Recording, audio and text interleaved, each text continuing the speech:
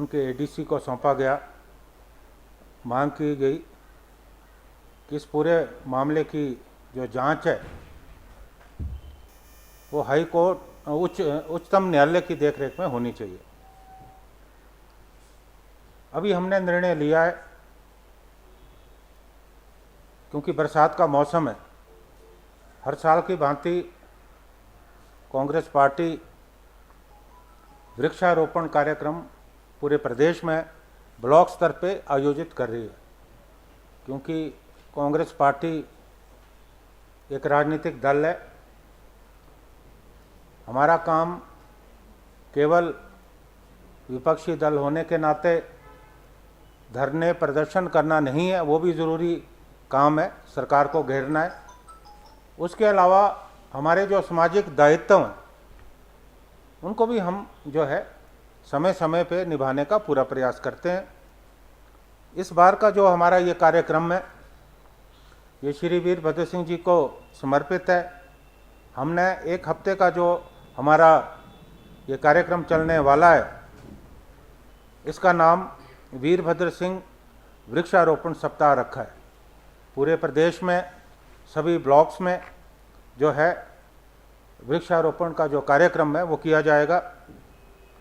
25 तारीख को शिमला रूरल, जो हमारा शिमला ज़िला है, इससे मैं शुरुआत करने वाला हूँ। 28 तारीख को शिमला अर्बन और चंबा में होगा। 27 तारीख को ऊना और सिरमौर, 28 तारीख को कांगड़ा और सोलन, 29 को हमीरपुर और कुल्लू, 30 तारीख को बिलासपुर और मंडी और 31 तारीख को लाहौल स्पीति और किन्नौर।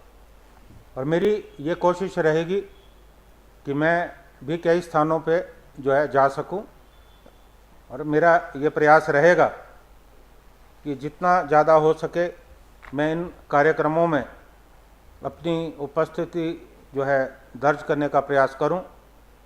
सभी जो हमारे पार्टी के वरिष्ठ नेता हैं, हमारे पार्टी के विधायक हैं या पूर्व विधायक हैं, हमारे जो अग्रणी संगठन हैं, उन संगठनों के जो प्रमुख हैं उनको भी पार्टी की तरफ से निर्देश दिए गए हैं कि इन कार्यक्रमों में अपनी उपस्थिति दर्ज कराएं और इन कार्यक्रमों के सफल आयोजन के लिए जो है पूरा प्रयास करें।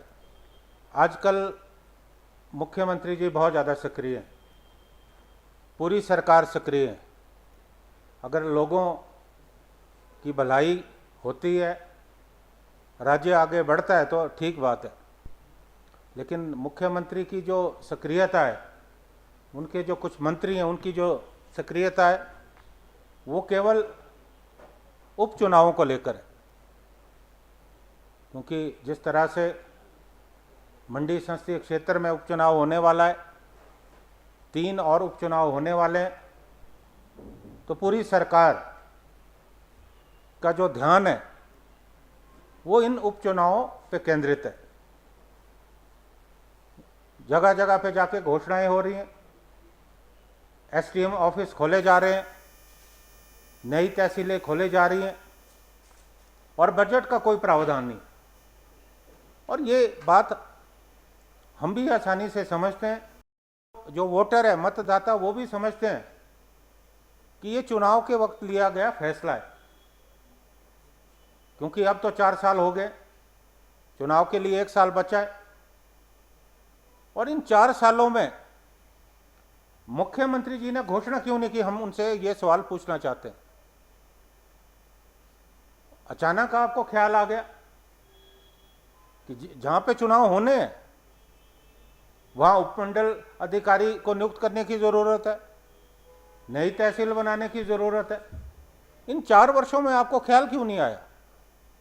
ये सारे जो फैसले हैं ये चुनावों को लेकर लिए जा रहे हैं, और बाद में इस पे कितना अमल होता है ये देखने वाली बात। हमें सरकार की नीयत पे संदेह है, और मुझे बहुत ज़्यादा हैरानी है कि हिमाचल प्रदेश लगातार कर्ज की गर्त पे गिरता जा रहा है। लगभग 35-36 हजार करोड़ का कर्जा इन 4 वर्षों में मुख्यमंत्री ले चुके। प्रदेश में संसाधनों को जुटाने का कोई प्रयास नहीं हुआ। एक तो फजूल खर्ची, और ऊपर से लगातार कोऑर्डिनेटर बनाएंगे। 2 विधायकों में एक विधायक को कैबिनेट दर्जा, एक को राज्य मंत्री का दर्जा देके सचेतक और उप सचेतक बनाया गया। 3 निगमों के अध्यक्ष बनाए गए। अब मुझे हैरानी की बात है कि बोर्ड और निगम घाटे में चल रहे हैं। एक पर्यटन बोर्ड है, अब उस बोर्ड की क्या कार्य प्रणाली है वो मेरी समझ से परे है। वहां भी उपाध्यक्ष बनाया गया है। अब 2 जो और उपाध्यक्ष बनाए गए हैं, जहां का उन्हें उपाध्यक्ष बनाया गया है, अब मुख्यमंत्री जी बताएं कि उसका क्या फायदा राज्य को हो। और मैं आपको एक उदाहरण देना चाहता हूं। आदिकाल में हमारे एक चार्वाक ऋषि हुए हैं, आपने भी उनका नाम सुना है। वो जो ऋषि हैं वो भौतिकवाद के सिद्धांत पे विश्वास करते थे। उनका ये कहना था कि जिंदगी अगर मिली है तो मजे करो। अगर आपके पास घी नहीं है और घी खाने का मन है तो उधार लेके घी खाओ, क्योंकि उस वक्त शायद मुझे लगता है शराब नहीं होती थी। अगर होती तो उन्होंने यह कहना था कि आप जो है उधार लेके दारू पियो। तो उनका जो सिद्धांत है वो पूरा का पूरा भारतीय जनता पार्टी जो है वो उस सिद्धांत पे चल रही है।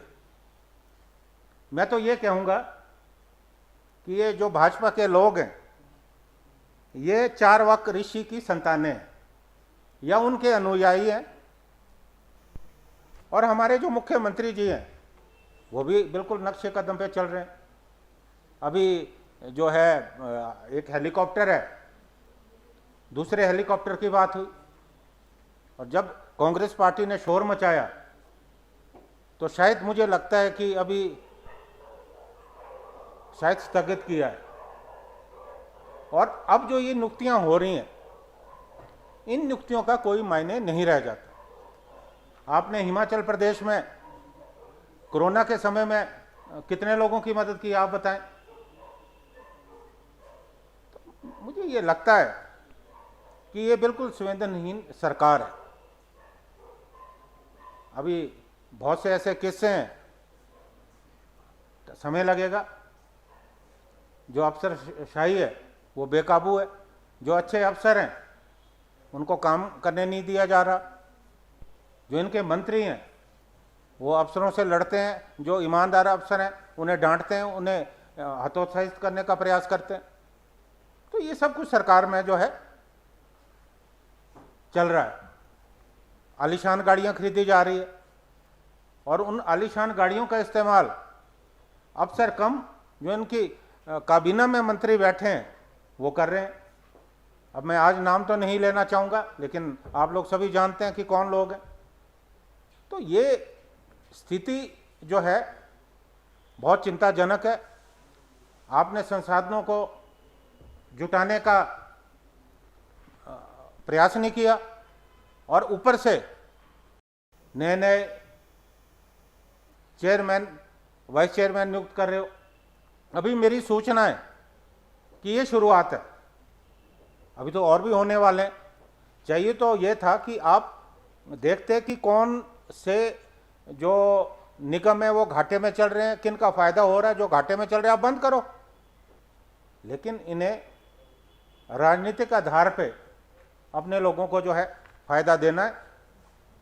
कांग्रेस पार्टी सरकार के इस निर्णय का विरोध करती है, और अगर ये और नियुक्तियां करते हैं उसके लिए कांग्रेस पार्टी को फिर से अगर सड़कों पे आना पड़े, हम उसके लिए तैयार हैं। हिमाचल दर्पण लाइव टीवी